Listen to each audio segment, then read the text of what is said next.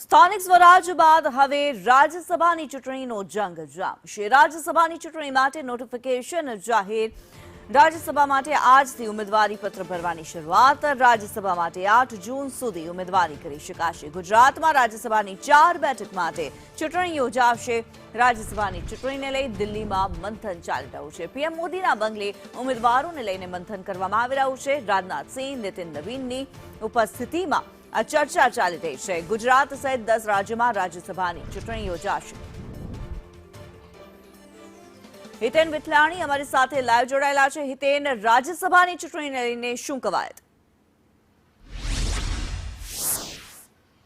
બિલકુલ કિન્નરી, જુઓ વાત કરીએ તો 18 જૂન સવાર 9 વાગે ગુજરાતમાં પણ રાજ્યસભાની 4 બેઠકો માટે ચૂંટણી જે છે તે યોજાવાની છે અને સાંજે 5 વાગે ચૂંટણીનું પરિણામ જે છે તે જાહેર થશે। હાલાકી અત્યાર સુધી ગુજરાતના સમીકરણની વાત કરીએ તો 3 બેઠક જે છે તે ભારતીય જનતા પાર્ટીના પાળામાં હતી અને 1 બેઠક કોંગ્રેસ પાસે હતી।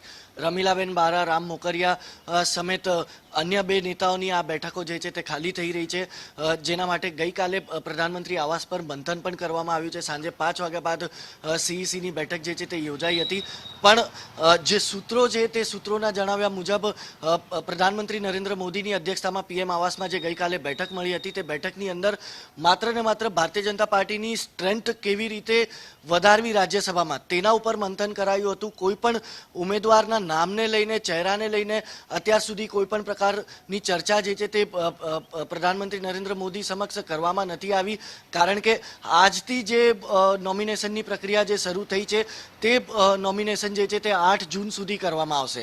એવામાં ભારતીય જનતા પાર્ટી જે છે તે પોતાના નામોની જાહેરાત જે છે તે 7 જૂન મોડી રાત સુધીમાં કાં તો પછી 8 જૂન સવારે જાહેર કરે તેવી સંભાવના છે, જેથી સમય હજી ભારતીય જનતા પાર્ટી પાસે જે છે તે લાંબો છે। અગર 24 બેઠકોની વાત કરીએ તો 24માંથી જે ગત સમીકરણ હતું તેમાં ધ્યાન આપીએ તો ભારતીય જનતા પાર્ટી પાસે 11 બેઠકો હતી, પણ જે ગઈકાલે જે બેઠક યોજાઈ હતી પીએમ આવાસ પર તે બેઠકની અંદર જે ચર્ચા કરવામાં આવી છે તે મુજબ ભારતીય જનતા પાર્ટી આ વખતે 15 બેઠકો પર જીતની રણનીતિ જે છે તે નક્કી કરી રહી છે।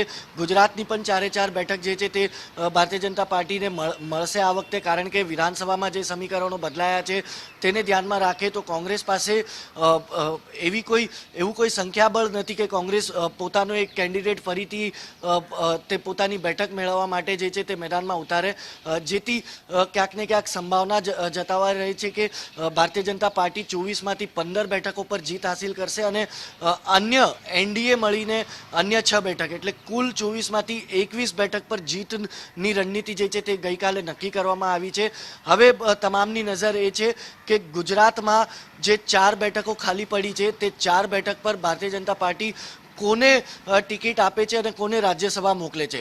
હાલાકી પ્રધાનમંત્રીએ ગઈકાલની બેઠકમાં સીધા તौर પર કહી દીધું છે કે જે લોકલ ભારતીય જનતા પાર્ટીની લોકલ બોડી છે તે રાજકીય સમીકરણના હિસાબે પોતાનો એક રિપોર્ટ જે છે તે કેન્દ્રને રજૂ કરે અને તે જ હિસાબે કેન્દ્રીય નેતૃત્વ જે છે તે આવનારા દિવસોમાં આગામી 7 જૂન સાંજ સુધીમાં અથવા 8 જૂન સવાર સુધીમાં પોતાના ચહેરા જે છે તે સાફ કરશે અને 18 જૂને આ રાજ્યસભા બેઠકો માટે જે છે તે મતદાન થશે અને મતગણતરી પણ જે છે તે પૂર્ણ થશે।